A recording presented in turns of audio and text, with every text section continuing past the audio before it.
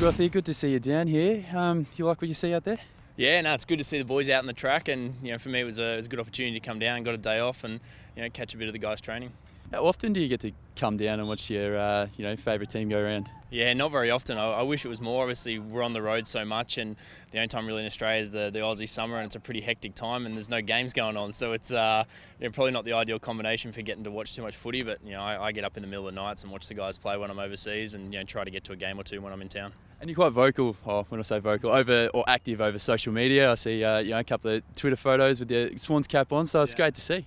Yeah, I mean, obviously, I've loved my Swans ever since I was a kid, so I've grown up supporting them, and thankfully now with social media, it makes life a little bit easy. But no, I'm definitely an avid supporter. Now you're back into the swing of things in terms of your tennis. Brisbane International earlier in the week, and then you got the Sydney International this week.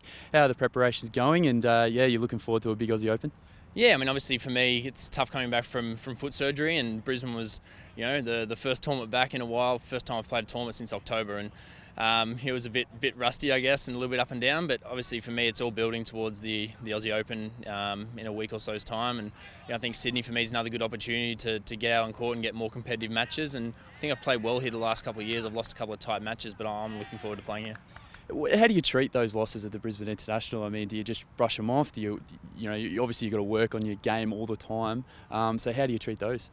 Yeah, I mean, for us, we look at the match and where I needed to improve and the things that were good and the things that weren't so good, and you get back on the practice court. And the thing is with us, we go a whole year and you maybe play 35 tournaments and you might lose 33 of them.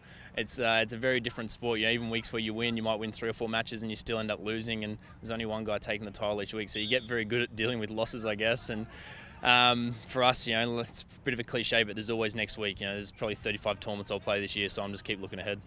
It's a big Aussie Open this year, especially for one of your teammates in Leighton Hewitt. So obviously a good friend of yours. It'd be sad to see him go.